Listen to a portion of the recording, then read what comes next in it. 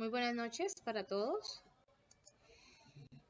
En esta fase número 5 del programa del curso Contratación Pública y Privada de la Universidad Nacional Abierta y a Distancia, le damos una cordial bienvenida para todos. Muchas gracias al docente Stewart Enrique Tobinson Padilla por haber sido nuestro tutor durante este semestre, a mi compañero Eduardo Córdoba Rivas por haber trabajado hombro a hombro durante cada una de las fases.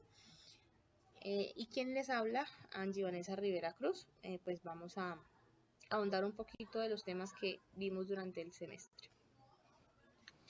Bueno, durante el semestre vimos la contratación estatal en Colombia y la contratación privada, y podemos observar que la contratación, más que todo que la contratación estatal en Colombia es un tema de vital importancia, puesto que permite el crecimiento, el desarrollo y la economía del Estado, toda vez que a través de ella podemos garantizar el cumplimiento de los fines del Estado.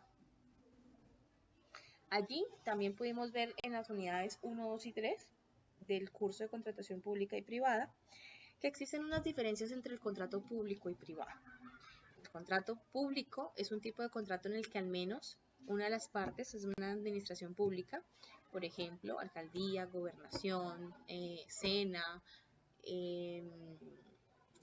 hospitales, departamentales, bueno, y en el que está sometida a un régimen jurídico que coloca al contratante en una situación de subordinación jurídica frente a la administración. Si bien es cierto, los contratistas no deben de cumplir un horario, porque pues al momento de cumplir horario y establecer otras situaciones, pues ya dejaría de ser un contrato de prestación de servicios y pasaría ya a ser un contrato laboral o a término definido. En la contratación privada pudimos observar que existen entornos de propiedad privada, que la misma contratación privada carece de veracidad, lo cual no permite que tenga fuerzas probatorias sobre determinadas cuestiones. Observamos también que existen unas partes del contrato, tanto en la parte pública y privada. Está la etapa precontractual, la cual se da antes de la formalización de un contrato, y en ella las partes dialogan o llegan a un convenio de cuáles van a ser los términos. ¿Sí? Por ejemplo, en la parte pública, la etapa precontractual tiene que también que ver mucho con la solicitud de contratación, con el certificado presupuestal, pues de dónde está el rubro, si está el rubro.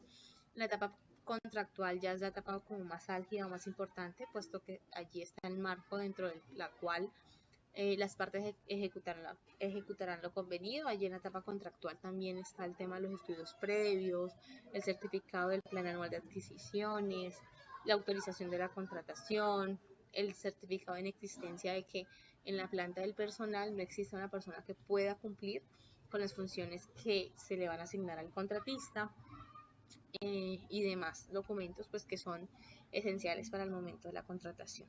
Y en la etapa postcontractual es ya cuando el contratante, valga la redundancia, va a ejecutar las funciones por las cuales lo contrataron, ¿sí? De mes a mes entrega su informe, y ya al final, en el último mes, entrega su informe mensual pues para poder recibir sus honorarios, y de igual manera debe presentar un informe final en donde evidencie que ejecutó durante todo el tiempo que se contrató las funciones y justifique que sí cumplió con la finalidad del contrato. También observamos que existen unos principios contractuales en la parte pública. Tenemos el artículo 24, el cual corresponde al principio de transparencia. Este principio lo encontramos también en nuestra Constitución Política. Este principio de publicidad o transparencia pues muestra la exigencia de divulgación pública de información referente a la contratación estatal. En este principio de transparencia es importante, puesto que las IAS, las de consultoría, Contraloría, Procuraduría, Fiscalía, Personería, incluso Defensoría del Pueblo, pues pueden, o las veedurías también, pueden consultar de manera totalmente gratuita y sin ninguna complicación que la entidad pública está cumpliendo con todo lo que está en la ley, ¿sí? Para ello se rigen en la ley 80 contractual. También tenemos el principio de economía en el artículo 25. Allí tiene como finalidad asegurar que todas las actuaciones adelantadas por la administración durante la actividad contractual. También es importante que en este principio de economía todos los funcionarios públicos y los contratistas, los servidores públicos, pues lo tengan muy en cuenta, porque en este principio de allí es importante cuidar los recursos del Estado, valorar lo que en las entidades públicas hay, tratar de hacer el menos gasto posible, porque pues hay momentos en los que no se puede abusar de los recursos, para no caer en una escasez o austeridad del gasto. El principio de responsabilidad lo encontramos en el artículo 26. Se establece que los particulares responden por infringir la Constitución y las leyes, que los servidores públicos responden por infringir la Constitución. Todo servidor o funcionario público debe cumplir, incluso cualquier ciudadano, los principios que rigen nuestra Constitución política. Y ya en los contratos privados pues también encontramos otros principios: el abuso del derecho, autonomía de la voluntad, el principio de la buena fe, la consensualidad, la costumbre, el enriquecimiento sin causa, el error común, la imprevisión, la relatividad.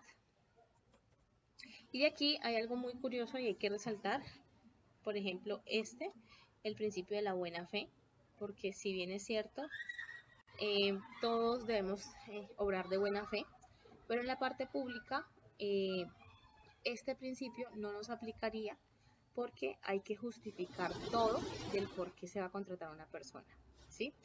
Todo se debe de evidenciar, se debe justificar. Por ejemplo, las personas que trabajan con entidades públicas deben subir toda la información al CIGED, estudios, experiencias laborales, certificados adicionales, por si alguna de las IAS desea consultar.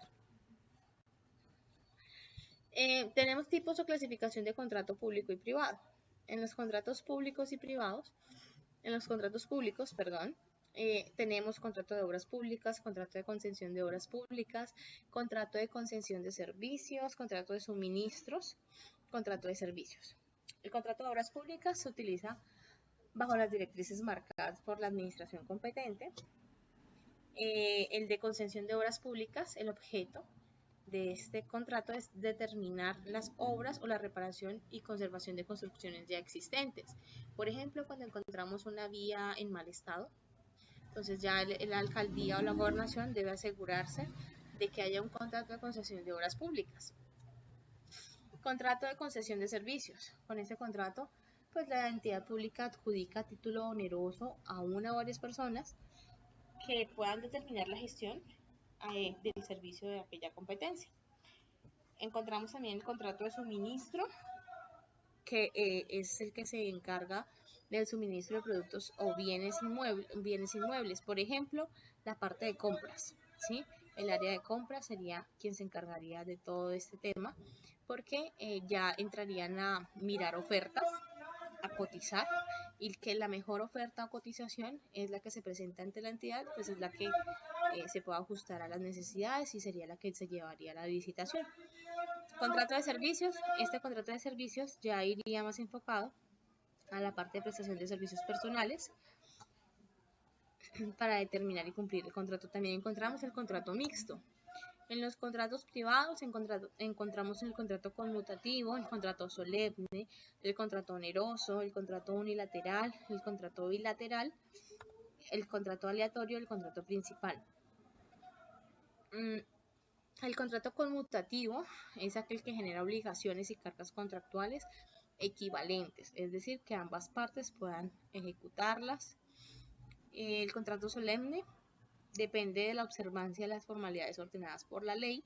El contrato oneroso permite que ambas partes tengan obligaciones y ventajas económicas recíprocas. El contrato gratuito permite que una de las partes realice la prestación por mera liberalidad, sin esperar nada a cambio. El contrato unilateral es aquel que genera obligaciones solo para una de las partes en el contrato. Es opuesto al contrato bilateral. El contrato bilateral o sinalagmático es aquel contrato que genera obligaciones recíprocas para ambas partes contratantes. Encontramos también el contrato o aleatorio, que todas las partes o una de ellas pactan expresa o tácitamente la posibilidad de una ganancia o se generan o contra la posibilidad de una pérdida según sea el resultado de un acontecimiento incierto. Y el contrato principal, pues que ya es como el más común de todos. Encontramos también vimos con nuestro tutor la responsabilidad por incumplimiento del contrato, y esta se podrá optar por demandar el incumplimiento forzoso, si esto es posible, el pago de daños y perjuicios, además de la rescisión del contrato. De igual forma también encontramos que por el incumplimiento se pueden tener multas, declaración de incumplimiento, terminación unilateral anticipada o declaración de caducidad. Este término de terminación unilateral anticipada es cuando puede ser el jefe, el ordenador del gasto, decide no seguir con el contratante porque seguramente no cumplió con su contrato, no se sujeta a las observaciones que su superior le haga, o también puede pasar que la entidad ha incumplido, ha infringido en el tema del pago de honorarios y sencillamente pues está incumpliendo con lo pactado durante el contrato, y por ello pues de pronto el contratista decida anticipar de manera unilateral el contrato. Puede haber también una declaración de incumplimiento, las multas, por ejemplo en la parte pública hay entidades que